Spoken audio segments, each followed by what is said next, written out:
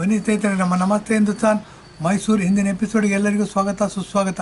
ನೋಡಿ, ಈಗ ನೋಡೋಣ. ಕಣ್ಣು ಚೆನ್ನಾಗಿ ಕಾಣಬೇಕು. ಸರ್ವೇಂದ್ರಿಯಾಣಂ ನಯನಂ ಪ್ರಧಾನಂ ಅಂತ ಹೇಳ್ತೀವಿ. ಅಂದರೆ ಎಲ್ಲ ಇಂದ್ರಿಯಗಳಿಗಿಂತಲೂ ಕಣ್ಣು ಇಂದ್ರಿಯ ಏನಿದೆ ಅದು ಬಹಳ ಪ್ರಧಾನವಾದ್ದು ಅಂತ ಹೇಳಿದ್ವಿ ವೇದದಲ್ಲಿ, ಉಪನಿಷತ್ತುಗಳಲ್ಲಿ, ಆಯುರ್ವೇದದಲ್ಲಿ.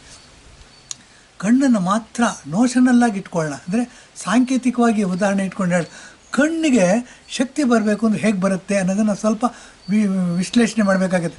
ನೋಡಿ, ನಾವು ತಿಂತಕ್ಕಂಥ ಫುಡ್ಡಲ್ಲಿ ಕ್ಯಾರೆಟ್ ಇರ್ಬೋದು, ಅಕ್ಕಿ ಇರ್ಬೋದು, ಗೋಧಿ ಇರ್ಬೋದು, ತರಕಾರಿಗಳಿರ್ಬೋದು, ಮುದ್ದೆ ಇರ್ಬೋದು, ಏನೇ ಇರ್ಬೋದು, ಅದರಲ್ಲೆಲ್ಲ ಶುಗರ್ ಅಂಶ ಇದೆ. ಅದು ಕರುಳಿಗೆ ಹೋಗಿ ಜೀರ್ಣ ಆಗಬೇಕಾದ್ರೆ ಈ ಶುಗರ್ ಗ್ಲುಕೋಸಾಗಿ ಕನ್ವರ್ಟ್ ಆಗುತ್ತೆ. ಗ್ಲುಕೋಸ್ನ ರಕ್ತ ಹಿರ್ಕೊಳ್ಳುತ್ತೆ. ರಕ್ತ ಹಿರ್ಕೊಂಡು ಕಣ್ಣಿಗೆ ತಗೊಂಡು ಹೋಗಿ ಗ್ಲುಕೋಸ್ನ ಕೊಡುತ್ತೆ. ಆಗ ಕಣ್ಣು ಚೆನ್ನಾಗಿ ಕಾಣುತ್ತೆ. ಕಣ್ಣಿನ ಸಮಸ್ಯೆಗಳು ಇದಾಗುತ್ತೆ. ಆ ಗ್ಲುಕೋಸ್ ಜೊತೆಗೆ ಮಿನರಲ್ಸ್ಗಳು ಹೋಗುತ್ತೆ, ಜೀವಸತ್ವಗಳು ಹೋಗುತ್ತೆ, ಆಕ್ಸಿಜನ್ ಹೋಗುತ್ತೆ. ಇದು ಇರಲಿ, ಇದು ಬೇರೆ ಯಾವ್ದಾದ್ರು ಪಾಠಲ್ಲಿ ಒಂದೊಂದೇ ತಗೊಂಡಾಗ ವಿಶ್ಲೇಷಣೆ ಮಾಡೋಣ. ಈಗೇನು ಅಂದರೆ ಗ್ಲುಕೋಸ್ ಪಾತ್ರ ಮಾತ್ರ ವಿಶ್ಲೇಷಣೆ ಮಾಡ್ತೀವಿ. ಗ್ಲುಕೋಸ್ ಕಣ್ಣಿಗೆ ಹೋಗುತ್ತೆ, ಕಣ್ಣು ಚೆನ್ನಾಗಿ ಕಾಣುತ್ತೆ. ಇದು ಗಮನದಲ್ಲಿ ಇಟ್ಕೋಬೇಕಾದ ಅಂಶ. ಹಾಗಾದರೆ ರಕ್ತದ ಇಂಪಾರ್ಟೆನ್ಸ್ ಎಷ್ಟು ಅಂತ ಯೋಚನೆ ಮಾಡೋಕ್ಕೆ ಹೋದಾಗ ರಕ್ತದ ಬಗ್ಗೆನೂ ವಿಶ್ಲೇಷಣೆ ಮಾಡಿ. ಕೆಂಪು ರಕ್ತ ಕಣಗಳು ನೋಡಿ, ದೇಹದಲ್ಲಿ ಎಲ್ಲ ಪಾರ್ಟ್ಗಳಿಗೂ ಶುಗರ್ನ ಗ್ಲುಕೋಸಾಗಿ ಕನ್ವರ್ಟ್ ಮಾಡಿದ್ದನ್ನು ತಗೊಂಡು ಹೋಗಿ ಕೊಡಬೇಕು. ಕಾಲಿನ ಹೆಬ್ಬೆಟ್ಟಿಗೂ ಕೊಡಬೇಕು, ತಲೆ ಕೂದಲಿಗೂ ಕೊಡಬೇಕು. ತಲೆ ಕೂದಲು ಕೊಡ್ತಾ ಇದ್ದರೆ ತಲೆ ಕೂದಲು ಬೆಳ್ಳಗಾಗೋದಿಲ್ಲ. ಕಣ್ಣು ಕೊಡ್ತಾ ಇದ್ದರೆ ಕಣ್ಣು ಮಂಜಾಗೋದಿಲ್ಲ, ಕಣ್ಣು ತೀಕ್ಷ್ಣವಾಗಿ ಕಾಣ್ತಾ ಇರುತ್ತೆ. ಮೂಗಿಗೆ ಗ್ಲುಕೋಸ್ ಪ್ರಮಾಣ ಸರಿಯಾಗಿ ಸಪ್ಲೈ ಆಗ್ತಿದ್ದರೆ ವಾಸನೆ ಗ್ರಹಿಕೆ ಶಕ್ತಿ ಚೆನ್ನಾಗಿರುತ್ತೆ. ಕಿವಿಗೆ ಗ್ಲುಕೋಸ್ ಅಂಶ ಜಾಸ್ತಿ ಕರೆಕ್ಟಾಗಿ ಹೋಗ್ತಾಯಿದ್ರೆ ಗ್ರಹಣ ಶಕ್ತಿ ಚೆನ್ನಾಗಿರುತ್ತೆ. ಸಣ್ಣ ಶಬ್ದನೂ ಕೇಳಿಸುತ್ತೆ. ಇದೆಲ್ಲ ಬೇಸಿಕ್ಕಾಗಿ ಹೌದಪ್ಪ, ನೀವು ಹೇಳ್ತಿರೋ ಸತ್ಯ, ಏನು ಹೊಸ ವಿಷಯ ಹೇಳ್ತೀವಿ. ಹಾಗಾದರೆ ಕೆಂಪು ರಕ್ತ ಕಣಗಳು ಎಷ್ಟು ಇಂಪಾರ್ಟೆಂಟು. ಇದು ಪೋಸ್ಟ್ಮನ್ ಥರ ಕೆಲಸ ಮಾಡುತ್ತೆ. ಪೋಸ್ಟ್ ಯಾರೋ ಹಾಕ್ತಾರೆ, ನಮಗೆ ತಂದು ಕೊಡಬೇಕು. ಆ ತಂದು ಕೊಡ್ತಕ್ಕಂಥ ವೆಹಿಕಲ್ಲು ಕೆಂಪು ರಕ್ತ ಕಣ. ಈ ಕೆಂಪು ರಕ್ತ ಕಣಗಳ ಇಂಪಾರ್ಟೆನ್ಸ್ ಎಷ್ಟು ಅಂತ ಗೊತ್ತಾಗುತ್ತೆ. ಈ ಕೆಂಪು ರಕ್ತ ಕಣಗಳು ಏನಾಗುತ್ತೆ, ವಯಸ್ಸಾಯಿತು ಅಂತಂದರೆ ಇದು ತಗೊಳ್ಳೋ ಶಕ್ತಿನೂ ಕಡಿಮೆ ಮಾಡುತ್ತೆ, ಕೊಡೋ ಶಕ್ತಿನೂ ಕಡಿಮೆ ಆಗುತ್ತೆ. ನ್ಯಾಚುರಲ್ ಇದು. ತಗೊಳ್ಳೋ ಶಕ್ತಿ ಕಡಿಮೆ ಮಾಡ್ತು ಅಂತ ಇಟ್ಕೊಳ್ಳೋಣ. ಈಗ ತೊಗೊಂಡ್ಬಿಟ್ಟಿರುತ್ತೆ, ತೊಗೊಂಡಿದ್ದನ್ನು ಕೊಡೋದಿಲ್ಲ. ಅದನ್ನು ನಾವೇನು ಮಾಡ್ತೀವಿ, ಶುಗರ್ ಅಂಶ ರಕ್ತದಲ್ಲಿ ಜಾಸ್ತಿ ಆಯಿತು ಅಂತೀವಿ. ಇದನ್ನು ಟೈಪ್ 1 ಡಯಾಬಿಟೀಸ್ ಅಂತೀವಿ. ಅದು ತೊಗೊಳ್ಳೋದೇ ಇಲ್ಲ, ಸಕ್ಕರೆ ಗ್ಲುಕೋಸಾಗಿ ಕನ್ವರ್ಟ್ ಆಗಿರುತ್ತೆ ಕರಳಲ್ಲಿ, ತಗೊಳ್ಳೋಕ್ಕೆ ಶಕ್ತಿ ಇರಲ್ಲ. ಇದನ್ನು ಟೈಪ್ 2 ಡಯಾಬಿಟೀಸ್ ಅಂತೀವಿ. ಇದು ನೋಡಿ, ಹೊಸ ಥರ ವ್ಯಾಖ್ಯೆ ಮಾಡ್ತಾಯಿದ್ದೀವಿ ನಾವು. ಇದನ್ನು ರಿಜೆಕ್ಟ್ ಮಾಡೋಕ್ಕಾಗೋದಿಲ್ಲ. ಯಾಕೆ ಅಂತಂದರೆ ವಯಸ್ಸಾಯಿತು ಅಂತಂದರೆ ಎಲ್ಲ ವೀಕಾಗುತ್ತೆ. ನಾವು 2 ಗಂಟೆ ನಿದ್ದೆ ಮಾಡ್ತಿರ್ತೀವಿ, ಕಣ್ಣು ಬಿಟ್ಕೊಂಡೇ ಇರ್ತೀವಿ, ಸುಮ್ಮನೆ ಮಲಗಿರೋಣ ಅನಿಸುತ್ತೆ, ಮತ್ತು ಫ್ರೆಶ್ನೆಸ್ ಇರೋದಿಲ್ಲ. ಇದಕ್ಕೆಲ್ಲ ಮೂಲಭೂತವಾದ ಕಾರಣ ಕೆಂಪು ರಕ್ತ ಕಣ. ಕೆಂಪು ರಕ್ತ ಕಣಗಳನ್ನ ನಾವು ಆ್ಯಕ್ಟಿವಾಗಿ ಇಟ್ಕೋಬೇಕು ಅಂದರೆ ಏನು ಮಾಡಬೇಕು ಅಂತಂದರೆ, ಇಂಗ್ಲೀಷ್ ಮೆಡಿಸಿನಲ್ಲಿ ಯಾವುದೂ ಇಲ್ಲ. ಈಗೇನೋ ಶೆಲ್ಕಾಲ್ ಅಂತ ಬರುತ್ತೆ, ಅದನ್ನು ತೊಗೊಂಡವರು ಮಕ್ಕಳು ಆಗಿರುತ್ತೆ, ವೀಕ್ ಆಗಿರ್ತಾರೆ, ಸ್ಪೈನಲ್ ಕಾರ್ಡ್ ಪ್ರಾಬ್ಲಮ್ ಆಗಿರುತ್ತೆ, ಮೂಳೆ ವೃದ್ಧಿ ಆಗುತ್ತೆ ಅಂತಂದ್ಬಿಟ್ಟು ಶೆಲ್ಕಾಲ್ ತೊಗೊಳ್ಳಿದ್ದಾರೆ. ಆದರೆ ನಮ್ಮ ಆರೋಗ್ಯ ಹಿಂದೂ ಪದ್ಧತಿನಲ್ಲಿ ಬದುಕಲ್ಲೇ ಔಷಧಿ ಇದೆ. ಅರಿಶಿನ ಉಪಯೋಗಿಸ್ತೀವಿ.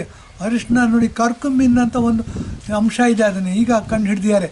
ಅದು ಆ್ಯಂಟಿ ಇನ್ಫೆಕ್ಟೆಂಟ್, disinfectant, antiviral, antibacterial, vitamin D ಮತ್ತು ಆ್ಯಂಟಿ ಫಂಗಲ್, ಈ ಥರ ಬೇಕಾದಷ್ಟು ಹೇಳ್ತಾ ಹೋಗ್ಬೋದು ಅರಿಶಿನಕ್ಕೆ. ಅರಿಶಿನದನ್ನು ನಾವು ಸುಮಾರು 20,000 ವರ್ಷಗಳಿಂದ ಹಿಂದೂಗಳು ನಾವು ಊಟದ ಪದ್ಧತಿನೆಲ್ಲ ಅನುಸರಿಸ್ಕೊಂಡ್ಬಿಟ್ಟಿದ್ದೀವಿ.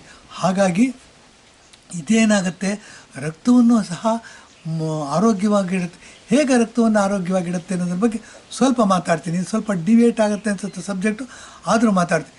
ನೋಡಿ, ನಮ್ಮ ಶರೀರದಲ್ಲಿ ಏನಾದರೂ ಆಹಾರ ತಿಂದ್ವಿ ಅಂದರೆ ಆಹಾರ ಜೀರ್ಣ ಆಗಬೇಕು ಅಂದರೆ ಹೊಟ್ಟೆ ಚೀಲದಿಂದ ಕರುಳಿಗೆ ಹೋಗಬೇಕು ಅಂತಂದರೆ ಲಿವರ್ ಇದೆ. ಲಿವರ್ನ ಮೇಲೆ ಗ್ಯಾಲ್ ಬ್ಲಾಡರ್ ಅಂತ ಇದೆ. ಗ್ಯಾಲ್ ಬ್ಲಾಡರ್ ಏನು ಮಾಡುತ್ತೆ, ಅದರಲ್ಲಿ ಒಂದು ಸಣ್ಣ ಇದಿದೆ, ಪ್ಯಾನ್ಕ್ರಿಯಾಸ್ ಅಂತ ಇದೆ. ಆ ಪ್ಯಾನ್ಕ್ರಿಯಾಸ್ ಅಲ್ಲ, ಇನ್ನು ಹೆಸರು ಮರ್ತುಬಿಟ್ಟಿದ್ದೀನಿ, ಇನ್ನಿದ್ರಲ್ಲಿ ಹೇಳ್ತೀನಿ. ಒಂದು ಸಣ್ಣ ಅಂಗ ಇದೆ. ಆ ಗ್ಯಾಲ್ ಬ್ಲಾಡರ್ ಇರ್ತಕ್ಕಂಥ ಇದು ಅದೇನು ಮಾಡುತ್ತೆ, ಬೈಲ್ ಜ್ಯೂಸನ್ನ ಬಿಡುತ್ತೆ. ಬೈಲ್ ಜ್ಯೂಸನ್ನು ನೋಡಿ, ಸೆರಮ್ ಬಿಲಿರುಬಿನ್ ಅಂತ ಹೇಳ್ತೀವಿ ಅದನ್ನು. ಆ ಬೈಲ್ ಜ್ಯೂಸಲ್ಲಿ ಇರ್ತಕ್ಕಂಥ ಇದು ಅದ್ರ ಕಲರ್ನ ಇದು ಮಾಡಬೇಕು ಅಂತ ಹೋದರೆ ಅದು ಬಿಳಿ ಹಳದಿ ಇರುತ್ತೆ. ಅರಿಶಿನೂ ಹಳದಿ, ಇದು ಹಳದಿ. ಅದೇನಾಗುತ್ತೆ, ಹಳದಿ ಇರ್ತಕ್ಕಂಥ ಅಂಶನ, ಲಿಕ್ವಿಡ್ನ ಎಷ್ಟು ಸ್ಟ್ರಾಂಗ್ ಫುಡ್ ತೊಗೊಂಡಿರ್ತೀವಿ, ನಾವು ಸ್ವೀಟ್ ತಗೊಂಡಿರ್ತೀವೋ, ಖಾರ ತಗೊಂಡಿರ್ತೀವೋ, ಗಟ್ಟಿಯಾಗಿ ತಗೊಂಡಿರ್ತೀವೋ, ತೆಳುವಾಗಿ ತಗೊಂಡಿರ್ತೀವೋ, ಅದನ್ನು ನೋಡಿಕೊಂಡು ಅದಕ್ಕೆ ಕರೆಕ್ಟಾದ ರೇಷಿಯೋನಲ್ಲಿ, ಕರೆಕ್ಟಾದ ಕ್ವಾಂಟಿಟಿ, ಕರೆಕ್ಟಾದ ಸ್ಟ್ರೆಂತಲ್ಲಿ ಫುಡ್ಡಿನ ಜೊತೆ ಮಿಕ್ಸ್ ಮಾಡುತ್ತದು ಕರುಳಿಗೆ ಹೋಗಬೇಕಾದ್ರೆ. ಅದೇನಾಗುತ್ತೆ, ಆಹಾರ ಜೀರ್ಣ ಆಗೋಕ್ಕೆ, ಜೀರ್ಣ ಆಗಿದ್ದ ಆಹಾರ ರಕ್ತಗತವಾಗೋಕ್ಕೆ, ರಕ್ತಗತವಾದ ಆಹಾರ ದೇಹ ಅಳವಡಿಸ್ಕೊಳ್ಳುತ್ತೆ. ಆ ದೃಷ್ಟಿಯಿಂದ ಈ ಬೈಲ್ ಜ್ಯೂಸ್ ಅನ್ನೋದೇನಿದೆ ಅದು ಹಳದಿ ಇರುತ್ತೆ, ಅರಿಶಿನೂ ಹಳದಿ ಇದೆ. ಈ ಬೈಲ್ ಜ್ಯೂಸು ಅರಿಶಿನ ಎರಡು ಹಳದಿ ಇರೋದ್ರಿಂದ ಒಂದು ಕಂಡು ಹಿಡ್ಕೊಂಡಿದೆ ನಮ್ಮ 20,000 ವರ್ಷಗಳಿಂದ ಅರಿಶಿನ ಒಳ್ಳೆಯದು ಅಂತ. Anti infectant, antiviral, antibacterial, antifungal ಮತ್ತು ಇನ್ಫೆಕ್ಷನ್ನೆಲ್ಲ ದೂರ ಇಡುತ್ತೆ. ವಿಟಮಿನ್ ಡಿ ಬೇಕಾದಷ್ಟು ಹೇಳ್ಬೋದು. ನಮಗೆ ಗೊತ್ತಿಲ್ಲದೇ ಏನಾಗುತ್ತೆ, ಇಂಡಿಯಾ ದೇಶದಲ್ಲಿ ಇರ್ತಕ್ಕಂಥ ಮುಸಲ್ಮಾನರಿರ್ಬೋದು, ಕ್ರಿಶ್ಚಿಯನ್ರಿರ್ಬೋದು, ಹಿಂದೂಗಳಿರ್ಬೋದು, ಅರಿಶಿನ ಆಹಾರದಲ್ಲಿ ಉಪಯೋಗಿಸ್ತೀವಿ, ಸಾಂಬಾರಲ್ಲಿ ಉಪಯೋಗಿಸ್ತೀವಿ, ರಸಮಲ್ಲಿ ಉಪಯೋಗಿಸ್ತೀವಿ, ಯಾವುದೇ ಅಡುಗೆ ಪದಾರ್ಥಗಳಲ್ಲಿ ಉಪಯೋಗಿಸ್ತೀವಿ. ಇದಿರೋದ್ರಿಂದ ಏನಾಯಿತು, ಕೊರೋನಾದಲ್ಲಿ ನೋಡಿ ಅಮೇರಿಕಾ ಭಾಳ ಮುಂದುವರೆದ ದೇಶ, ನಮಗಿಂತ ಜಾಸ್ತಿ ಜನ ಸತ್ತರು, 30 ಕೋಟಿ ಜನಸಂಖ್ಯೆ, ನಮಗಿಂತ ಜಾಸ್ತಿ ಜನ ಸತ್ತರು, ನಮಗಿಂತ ಜಾಸ್ತಿ ಜನ ರೋಗ ಪೀಡಿತರಾದರು, ನಮ್ಮ 140 ಕೋಟಿ ಜನ. ಅಂಥದ್ರಲ್ಲಿ ನಾವು ರೋಗ ಪೀಡಿತರು ಕಡಿಮೆ ಆದ್ವಿ.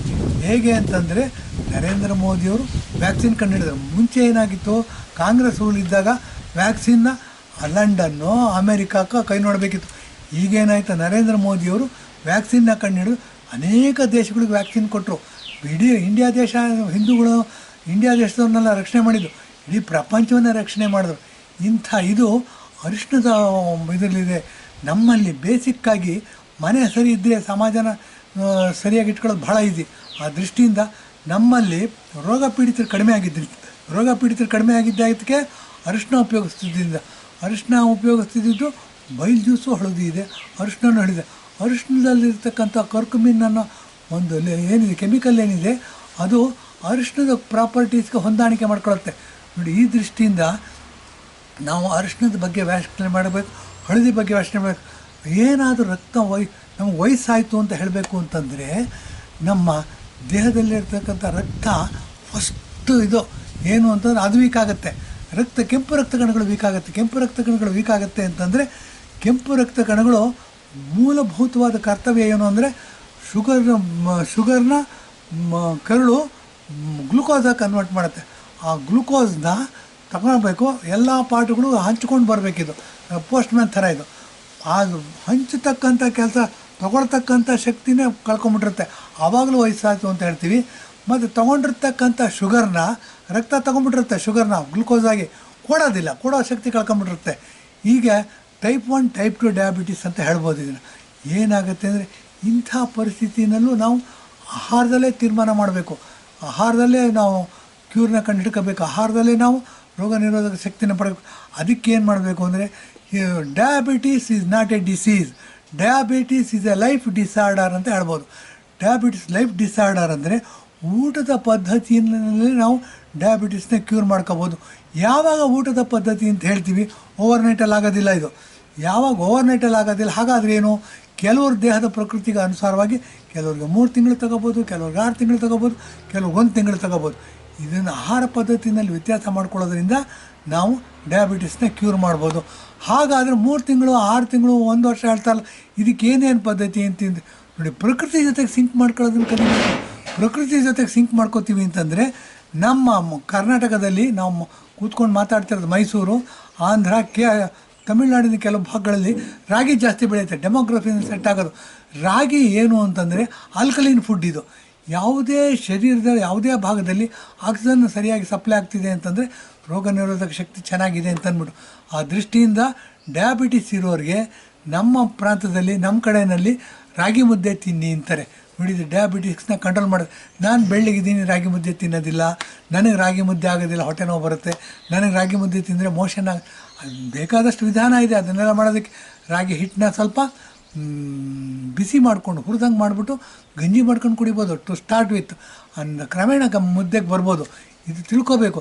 ಇದೆಲ್ಲ ಮಾಡ್ಕೋತಾ ಹೋದರೆ ಹಾಗಲಕಾಯಿ ತಿನ್ನಬೇಕು ನೋಡಿ. ನಾವು ರುಚಿ ಹೊಟ್ಟೆಗೇನು ಹಿಡಿಸುತ್ತೆ, ಬಾಯಿಗೆ ಹಿಡಿಸೋದಿಲ್ಲ, ಬಾಯಿಗೇನು ಹಿಡಿಸುತ್ತೆ, ಹೊಟ್ಟೆಗೆ ಹಿಡಿಸೋದಿಲ್ಲ. ಈಗ ಹೇಳ್ತಾ ಇದ್ದೆ ಪ್ರಾರಂಭ ಮಾಡಿದಾಗ, ಬಾಯಿ ತುಂಬ ಸ್ವೀಟ್ ತಿನ್ನಬೇಕು, ಹೊಟ್ಟೆ ತುಂಬ ತಿಂದ್ಬಿಡ್ತೀವಿ. ಕಾಯಿಲೆ ಇರೋದಿಲ್ಲೇ, ಡಯಾಬಿಟಿಸ್ ಬರೋದಿಲ್ಲೇ. ಬಾಯಿ ತುಂಬ ಮಾತ್ರ ಸ್ವೀಟ್ ತಿನ್ನಿ ಸ್ವಾಮಿ, ಹೊಟ್ಟೆ ತುಂಬ ತಿನ್ನೋಕ್ಕೆ ಹೋಗ್ಬಿಡಿ. ಮತ್ತು ಹೊಟ್ಟೆಗೆ ಹಿಡಿಸುತ್ತೆ, ಬಾಯಿಗೆ ಹಿಡಿಸಲ್ಲ, ಬಾಯಿಗೆ ಹಿಡಿಸುತ್ತೆ, ಹೊಟ್ಟೆಗೆ ಹಿಡಿಸಲ್ಲ ಅಂತೇಳಿ. ಹಾಗಾದರೆ ಏನು ತಿನ್ನಬೇಕು ನೋಡಿ, ಹಾಗಲಕಾಯಿ ಇದೆ, ಹಾಗಲಕಾಯಿ ಬಿಟ್ಟರ್ ಗಾರ್ಡ್ ಅಂತೀವಿ ಇಂಗ್ಲೀಷಲ್ಲಿ. ಹಾಗಲಕಾಯಿನೂ ನಮ್ಮ ದಿನನಿತ್ಯದ ತರಕಾರಿನೆಲ್ಲ ಉಪಯೋಗಿಸೋದನ್ನು ಕಲಿಬೇಕು ನಾವು. ಹಾಗಲಕಾಯಿ ವಿಷ ಅಂತ ತಿನ್ನೋದೇ ಇಲ್ಲ, ವಿಷನೂ ಬೇಕು ರೀ. ವಿಷ ಅಂತಂದರೆ ಕಹಿ, ಲೈಟ್ ಕಹಿ, ಔಷಧ ರೂಪದಲ್ಲಿ ಇರ್ತಕ್ಕಂಥ ವಿಷನ ಕಹಿ ಅಂತ ಕರಿತೀವಿ. ಕಹಿನೂ ಬೇಕು, ಕಹಿನೂ one of the basic part ನಮ್ಮ ದೇಹದಲ್ಲಿ ಆರೋಗ್ಯನ ಕಾಪಾಡೋದಕ್ಕೆ. ಕರುಳು, ನಮ್ಮ ದೇಹದಲ್ಲಿ ಏನಾದರೂ ಆರೋಗ್ಯ ಕೆಟ್ಟಿದೆ ಅಂದರೆ ಫಸ್ಟ್ ಸಿಂಪ್ಟಮ್ ಕೊಡೋದೇ ಕರುಳು. ಆಹಾರದಲ್ಲಿ ಯಾರಿಗೆ ಜೀರ್ಣಶಕ್ತಿ ಚೆನ್ನಾಗಿರುತ್ತೆ, ಮೋಷನ್ ಚೆನ್ನಾಗಾಗುತ್ತೆ.